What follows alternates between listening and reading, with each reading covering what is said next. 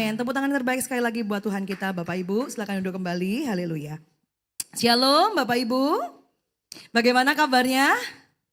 Luar biasa ya, kita sudah merayakan Paskah dan di minggu ini kita akan melihat bagaimana Tuhan Yesus menampakkan diri untuk yang pertama kali kepada kedua murid yang berjalan ke Emmaus. Maka tema minggu ini yaitu The Burning Heart, Seeing Christ in Every Scripture. Bapak Ibu, kita akan baca bersama dalam Lukas pasal 24.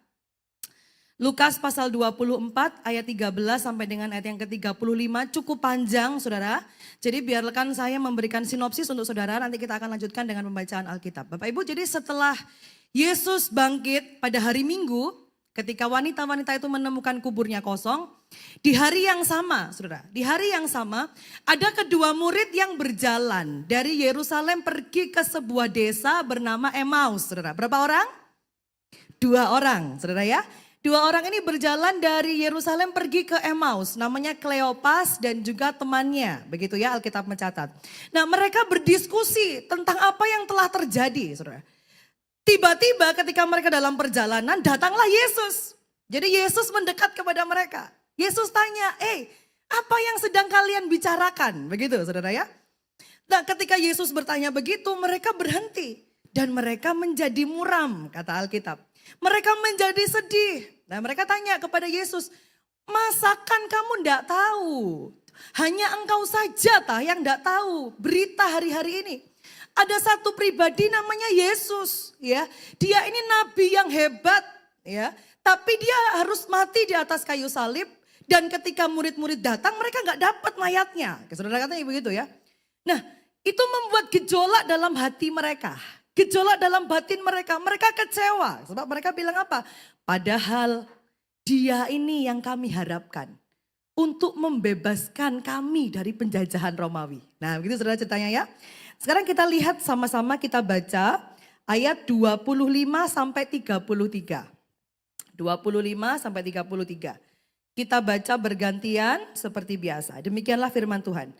Lalu ia berkata kepada mereka, Yesus berkata kepada mereka, "Hei, kamu orang bodoh.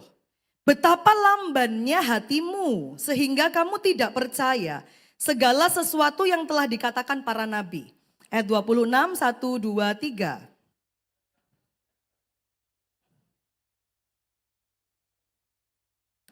Lalu ia menjelaskan kepada mereka apa yang tertulis tentang dia dalam seluruh kitab suci. Saudara lihat ya, nanti ini akan menjadi penekanan kita di ayat 27. Mulai dari kitab-kitab Musa dan segala kitab nabi-nabi. 28, 1, 2, 3.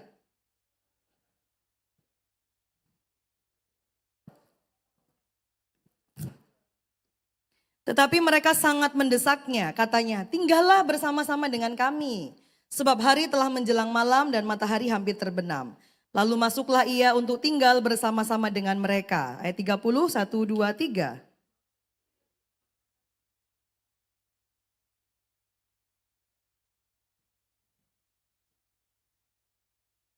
Ketika itu terbukalah mata mereka, saudara. Pada waktu itu maka mereka mengenali bahwa yang berbicara dengan mereka ternyata adalah Yesus yang mereka bicarakan. Dan mereka pun mengenal dia.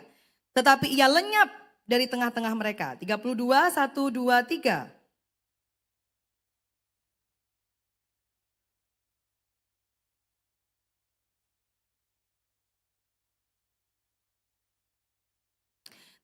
Kita baca bersama-sama. 1, 2, 3. Lalu bangunlah mereka dan terus kembali ke Yerusalem.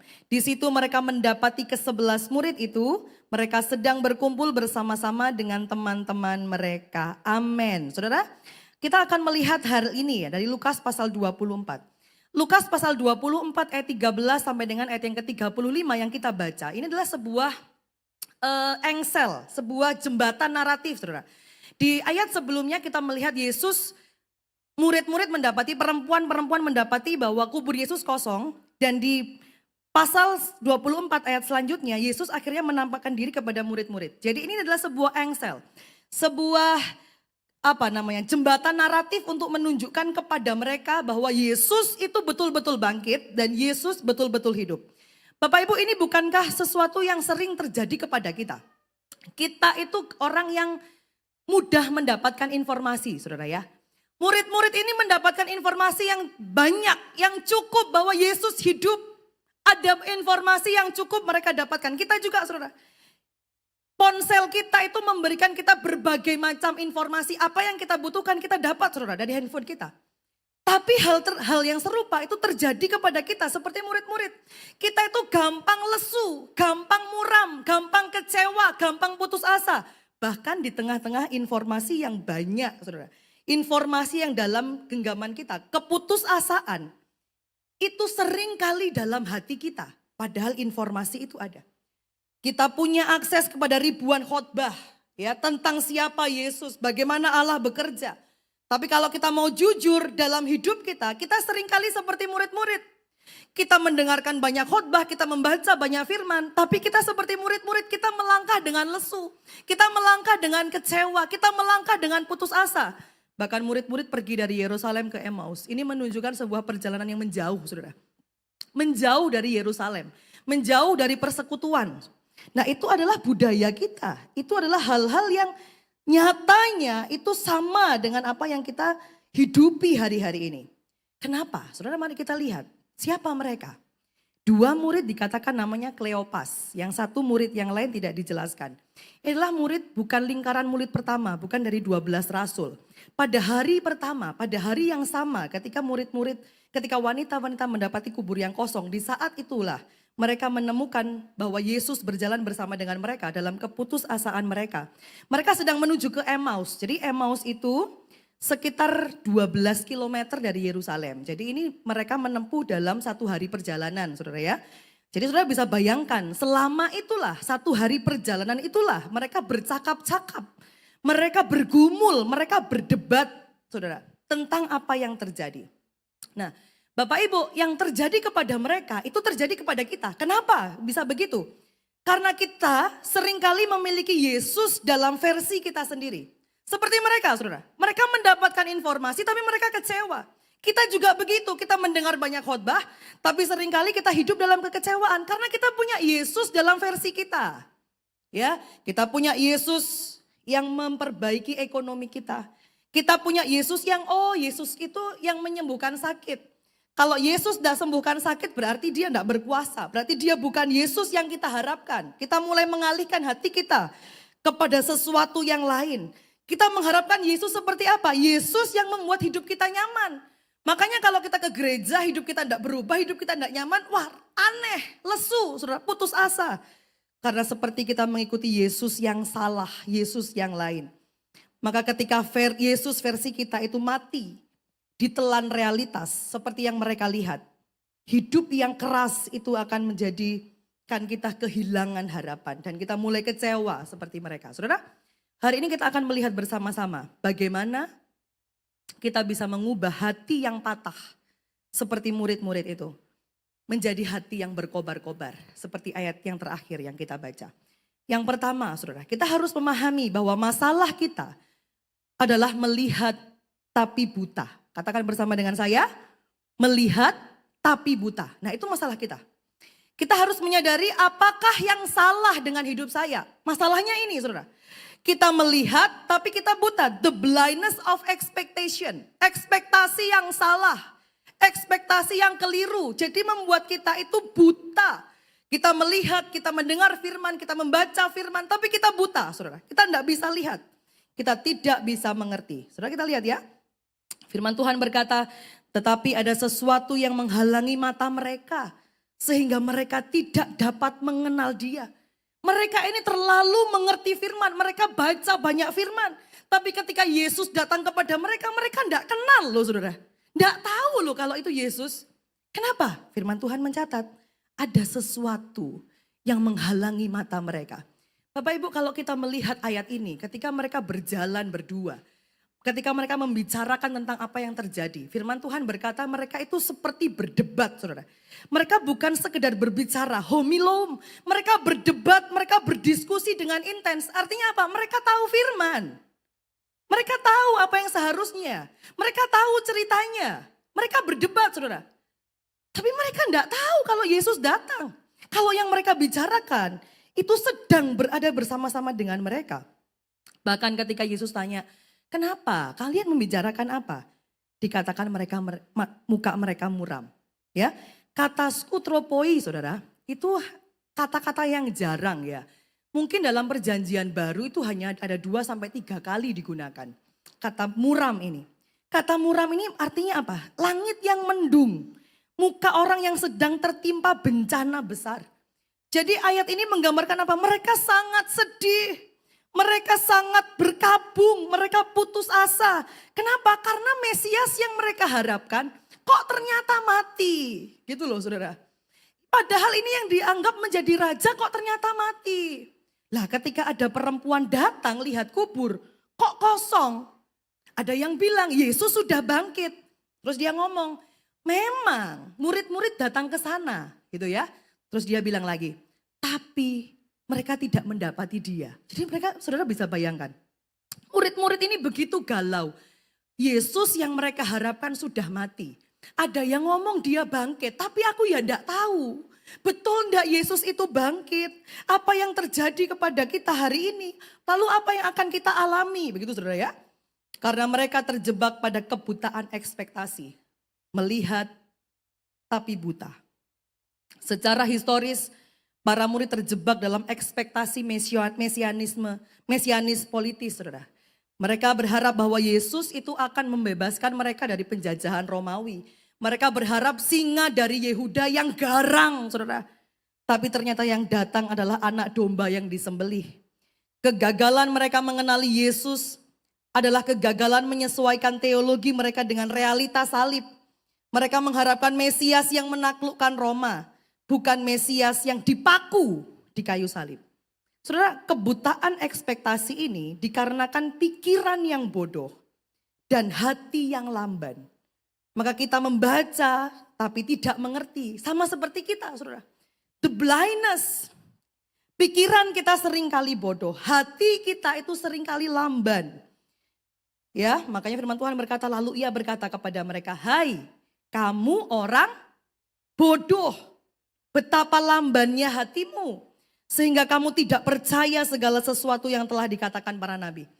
Yesus juga pernah bilang saudara dalam Matius 13 ayat 14. Maka pada mereka genaplah nubuat Yesaya yang berbunyi. Kamu akan mendengar dan mendengar. Kita mendengar dan mendengar. Namun tidak ngerti.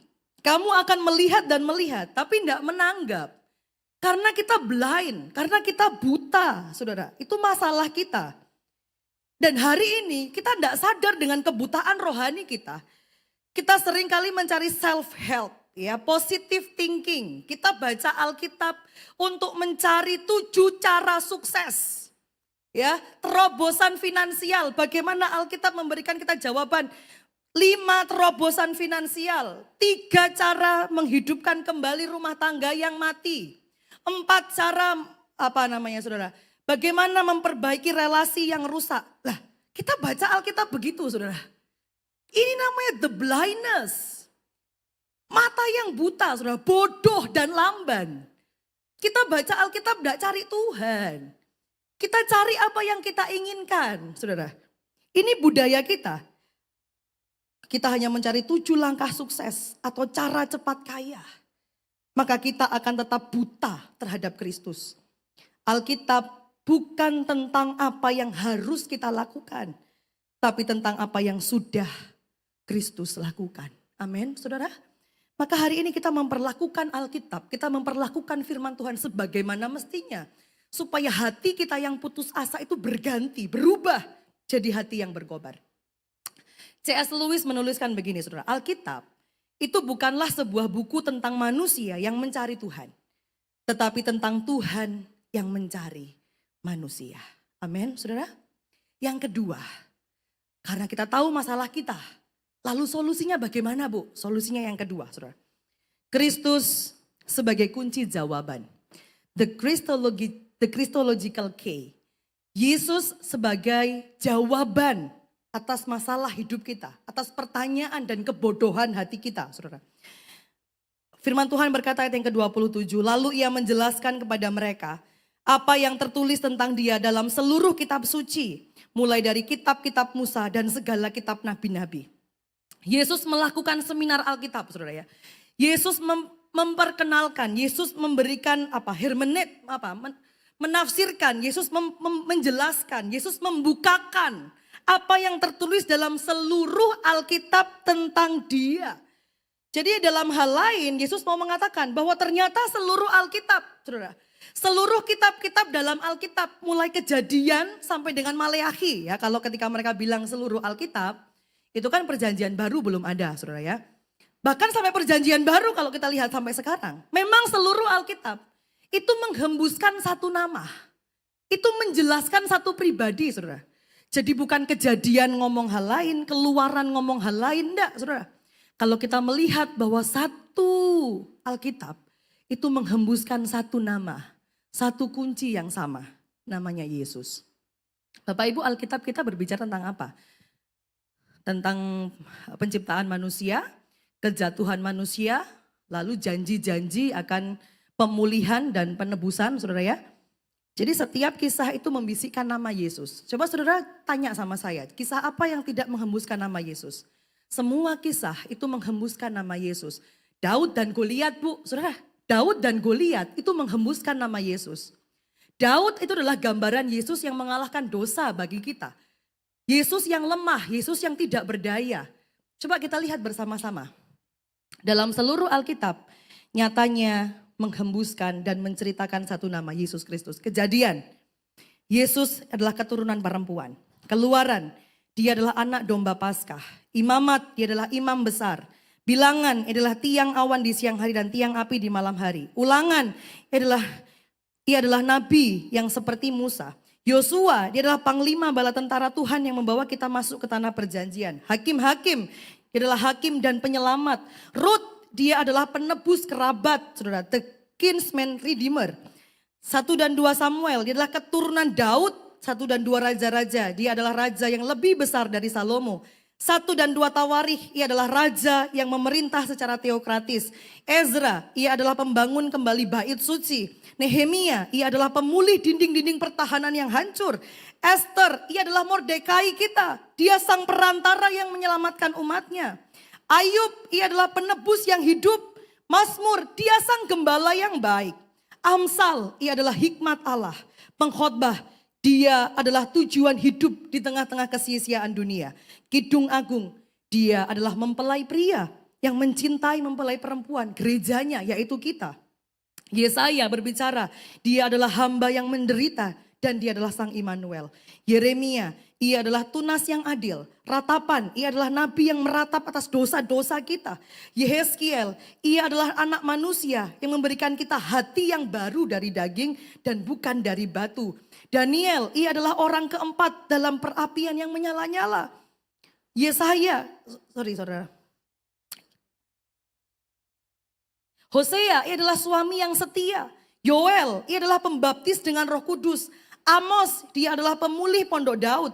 Obadja, dia adalah penyelamat di atas gunung Sion. Yunus, ia adalah kita bagi dunia 3 hari di perut bumi dan bangkit seperti Yunus di perut ikan. Mika, ia adalah utusan dari kekekalan yang lahir di Bethlehem.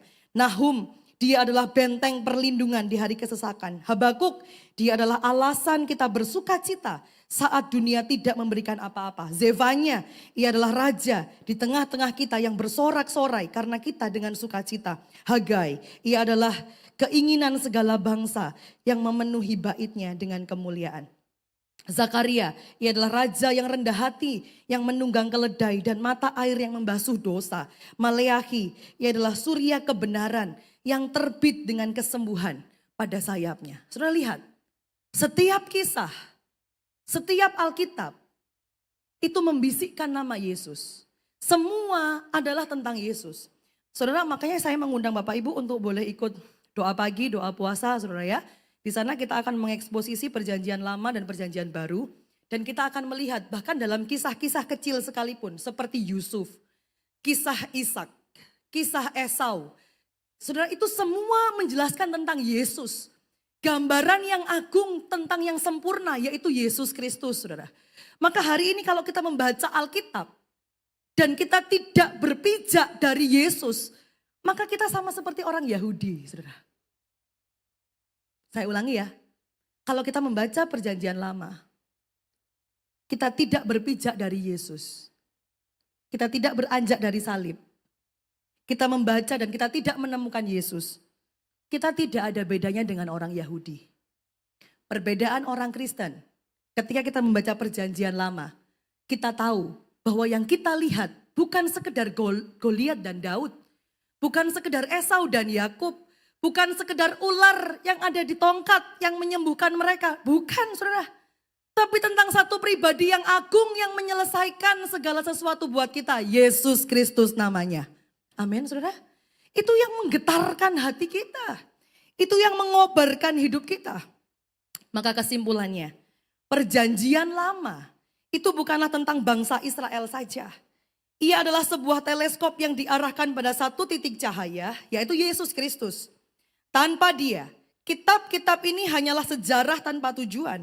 Dengan dia, setiap halaman adalah janji cinta Allah yang sedang digenapi. Mari ketika kita baca, kita tidak lagi melihat untuk kita ya, tips-tips saudara.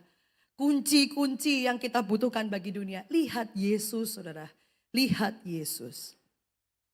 Bapak Ibu, sangat menarik ya, Lukas pasal 24 yang kita baca tadi, ini ada strukturnya. Namanya chiastic structure atau struktur kiasme. Ini adalah struktur burger Bapak Ibu ya. Burger itu kan gimana? Burger itu kan atasnya roti, bawahnya roti, tengah-tengahnya daging ya. Ya ada sayurnya, ada apanya. Tapi yang jelas ada roti, daging. Itu yang pasti saudara. Nah ini strukturnya seperti itu saudara. Struktur chiastic namanya. Dimulai dari perjalanan dari Yerusalem, diakhiri dengan perjalanan kembali ke Yerusalem. Dan saudara lihat, yang menjadi pusat, yang menjadi daging dari burger itu apa? Yaitu pengajaran Yesus dari kitab suci. Bapak Ibu, kita akan melihat bahwa perikop ini mengajari kita banyak hal. Kalau kita ingin mengenal Yesus, memang selain kita harus mengenal dia dalam kitab suci, kita harus menemui pribadinya. Kita harus bertemu dengan dia. Kita harus menikmati dia. Tapi ketika perikop ini dituliskan, salah satu cara atau satu-satunya cara yang pertama yang harus kita miliki, kita mesti melihat Yesus dari pengajaran setiap kitab suci. Maka itulah yang mengubah kita, yang mentransformasi hidup kita, mengubah kebodohan kita dan kelambanan hati kita tadi, saudara. Ya, sangat indah ketika Lukas menulis ini. Perbandingan yang tajam yang perlu kita mengerti. Membaca Alkitab tanpa menemukan Kristus adalah seperti membaca novel detektif, tapi merobek halaman terakhir. Kita nggak tahu tokohnya, saudara. Kita tahu ceritanya, tapi kita tidak tahu siapa pelakunya. Segala aturan di perjanjian lama bertujuan untuk menunjukkan satu hal. Kita tidak mampu menyelamatkan diri sendiri. Kita butuh juru selamat. Yohanes 5 ayat 39 berkata, kamu menyelidiki kitab-kitab suci. Padahal kitab-kitab suci itu memberi kesaksian tentang aku. Mari hari ini kita melihat Alkitab kita, membaca firman Tuhan dengan cara yang berbeda. Yang ketiga saudara, yang terakhir. Apa dampak, apa yang terjadi ketika kita menyadari kebutaan kita. Dan kita mulai melihat Kristus dalam setiap firman yang kita baca. Maka dampak yang ketiga, poin yang ketiga. Hati yang berkobar dan mata yang terbuka. The transform life, hidup kita yang bertransformasi. Firman Tuhan ayat 32 berkata, kata mereka seorang kepada yang lain, bukankah hati kita berkobar-kobar? Saudara lihat ya, bukankah hati kita berkobar-kobar ketika ia berbicara dengan kita di tengah jalan, dan ketika ia menerangkan kitab suci kepada kita, hati kita berkobar. Padahal ayat sebelumnya berkata apa? Hatinya lamban, saudara. Mereka berjalan dengan putus asa. Tapi di ayat 32 mereka berkata, bukankah hati kita berkobar-kobar? Ketika ia berbicara dengan kita, saudara, berkobar-kobar itu menggunakan makna reaksi emosional dan juga intelektual. Makanya di ayat sebelumnya kan Yesus berkata, kamu itu bodoh, intelektual. Dan hatimu lamban, hati, saudara, emosi. Nah ketika mereka berbicara hati kita berkobar-kobar. Berkobar-kobar itu berbicara intelektual dan juga berbicara hati. Saudara lihat. Firman Tuhan itu mengubah kita. Bukan hanya sekedar informasi. Firman Tuhan itu energi yang membakar habis saudara. Kedinginan iman kita. kebodohan pikiran kita dan kelambanan hati kita. Firman Tuhan, tidak ada yang lain. Firman Tuhan membuat hati kita berkobar-kobar. Apa yang membuat mereka berkobar, saudara? Bukan karena masalah mereka selesai. Yesus tetap mati. Mereka belum bertemu dengan Yesus. Mereka belum bertemu dengan murid-murid dan memberitahukan Yesus betul-betul hidup. Masalah politik masih ada, saudara. Roma masih menjajah. Masalah ekonomi mungkin juga masih ada. Tapi hati mereka berkobar. Karena mereka melihat bahwa kematian Yesus bukan sebuah kegagalan. Melainkan sebuah kemenangan. Kalau kita baca firman Tuhan, saudara, hati kita bisa berkobar. Kenapa? Mungkin masalah kita masih ada, tapi satu hal yang kita tahu, Yesus sudah menyelesaikan di sana. Ini pribadi yang dinanti-nantikan, pribadi yang dinubuatkan, dan dia sudah menyelesaikannya buat kita. Ketika kita melihat Yesus dalam setiap catatan Alkitab, dan kita menemukan dia, kita berjumpa dengan dia, saat itulah kita mengalami transformasi dalam hidup kita. Perjumpaan dengan Yesus. Bapak Ibu, Alkitab Lukas pasal 24 mencatat memang mata mereka itu tidak terbuka hanya ketika mereka mendengar firman atau Yesus menjelaskan firman. Tapi ketika Yesus mulai mengambil roti, memecah-mecahkan, membagi-bagikan, saudara ya. Ketika Yesus menunjukkan kepada mereka sebuah sakramen perjamuan terakhir, itu membuat mata mereka terbuka. Dan mereka mengenal Yesus, mereka tahu bahwa yang berbicara adalah Yesus. Saat Yesus mengambil, memberkati, memecah-mecahkan dan memberikan roti, tindakan itu mereplikasikan perjamuan terakhir. Yesus sedang bilang apa, saudara? Ini menunjukkan kepada salib. Di salib, tubuh Yesus dipecahkan. Agar mata rohani kita tadi yang buta, itu terbuka. Di salib, Allah menunjukkan kasih yang paling radikal. Saat kita menyadari bahwa Sang Pencipta semesta itu rela mati untuk menggantikan kita. Hati kita tidak mungkin tidak berkobar. Itulah ketika Yesus menunjukkan. Dia mengambil roti, dia mengucapkan berkat, dia memecah-mecahkan, dia membagikan. Dia ingin berbicara, engkau sedang bertemu dengan Yesus yang mati di atas kayu salib. Yang mati bagi engkau. Bapak Ibu, kalau kita melihat Lukas pasal 24, ini adalah struktur yang sangat indah. Mari kita lihat bersama-sama. Yang pertama menunjukkan kebutaan kita. Tadi ya, berjalan menjauh dari Yerusalem, pusat janji dengan sedih. Liturgi firman, firman diberitakan. Yesus menjelaskan perjanjian lama, Taurat dan nabi-nabi. Ada liturgi meja, Yesus memecahkan roti ekaristi. Makanya hari ini saudara, dalam ibadah kita melakukan dua hal ini ya. Ada pemberitaan firman dan juga ada ekaristi, ada perjamuan yang hari ini juga akan kita lakukan. Nah, kedua hal ini saudara, itulah yang akan mengubah hidup kita, mentransformasi hidup kita. Kenapa?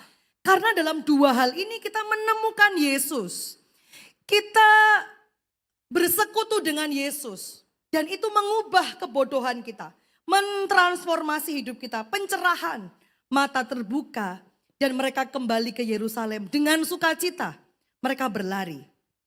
Charles Spurgeon berkata begini, saudara. Jika kita membaca Alkitab dan itu tidak membuat kita lebih mencintai Yesus, sesungguhnya kita belum benar-benar membacanya.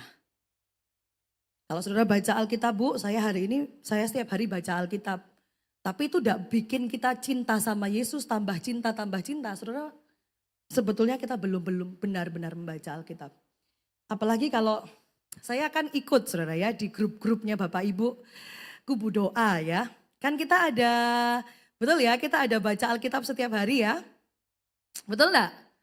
Betul ya, kita ada baca Alkitab setiap hari. Nah apalagi kalau ada Bapak Ibu yang nulis, ya saya agak lucu sih, saya bagaimana ceritanya. Kalau ada yang nulis Vivi, pasal 1 sampai 10 dan. Ini bukan borongan saudara, sorry ya. Bapak Ibu yang masih melakukan itu harus bertobat saudara.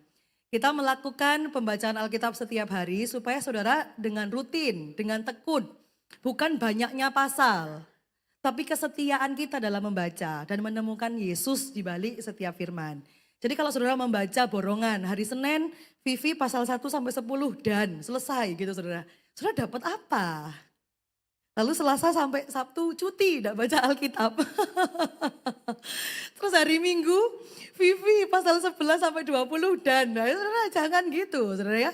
Ayo coba senggol kanan kiri bilang bertobat. Ayo. Ya, saya tidak menjurus kepada satu pribadi saudara ya. Karena dalam setiap grup yang saya baca itu pasti ada. Pasti ada yang begitu saudara. Pasti ada yang borongan ya. Hari ini kita bertobat. Dan hari ini, mulai hari ini kalau kita baca Alkitab, saudara cari Yesus di sana. Kalau saudara bingung, saudara boleh WA saya. Boleh WA Pastor Rian, boleh WA Pastor Yuda, boleh WA Pastor Ishak. Supaya membantu kita bagaimana kita membaca Alkitab itu dengan cara yang berbeda. Amin saudara ya. Bapak Ibu penutup. Saudara dari Emmaus kembali ke Yerusalem. Setelah mata mereka terbuka. Mereka tidak lagi berjalan pelan dengan muka yang muram. Ketika mereka melihat, oh ternyata ini Yesus yang berbicara dengan kita. Mereka kembali ke Yerusalem dengan sukacita. Saudara lihat ya, perjalanan yang seharusnya 1 hari perjalanan, mereka berlari sampai ketemu dengan murid-murid saudara. Begitu cepat, berkobar-kobar hatinya karena sukacita.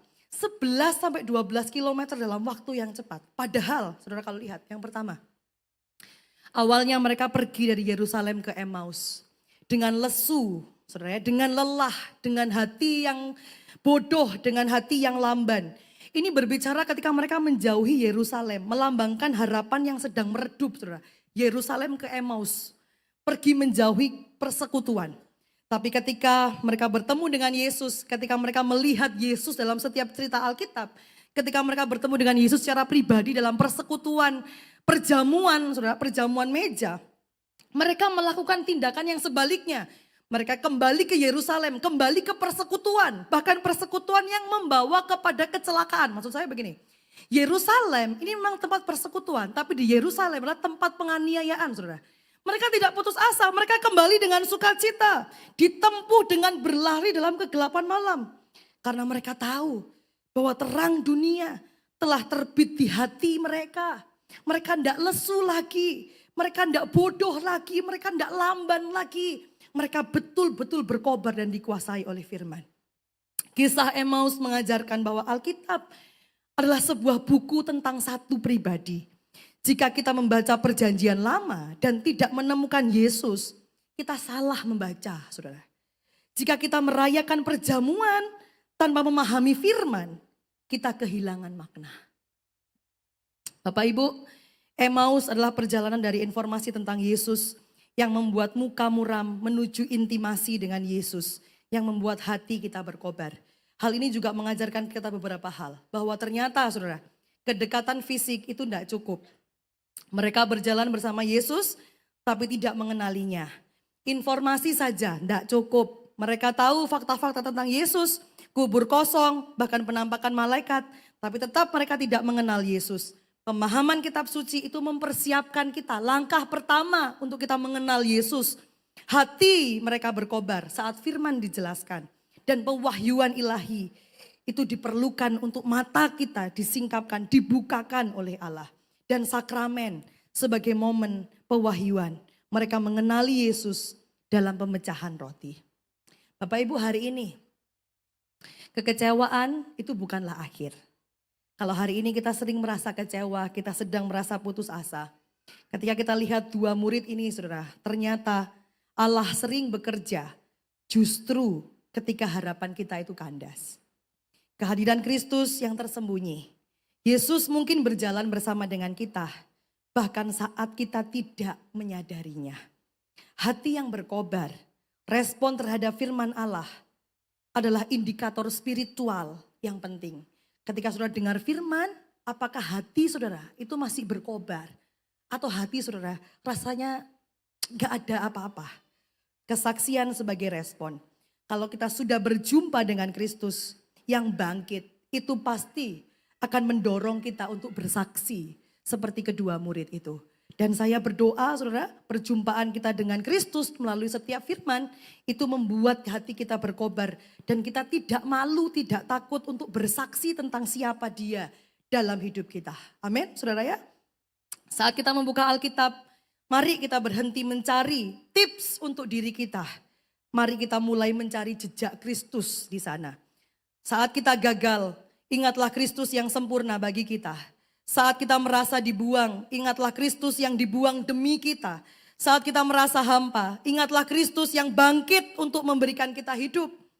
Dan lihat ketika mereka menjauhi Yerusalem dan berduka dalam kegagalan mereka memahami Kristus. Bukan mereka yang cari Yesus, saudara. Kristuslah yang menghampiri mereka dan bercakap-cakap dengan mereka. Bapak Ibu, jangan biarkan Alkitab menjadi buku sejarah yang membosankan. Biarkan ia menjadi surat cinta yang membuat hatimu berkobar. Karena Alkitab bukan tentang kita, Alkitab tentang Dia yang mencintai kita sampai mati. Mari hari ini kita mengalami transformasi yang sama, dari keputusasaan menuju sukacita, dari kebingungan menuju pemahaman, dari meninggalkan komunitas menuju kembali dengan kesaksian. Amin. Tuhan Yesus memberkati kita semua. Kita berikan tepuk tangan yang terbaik buat Tuhan kita.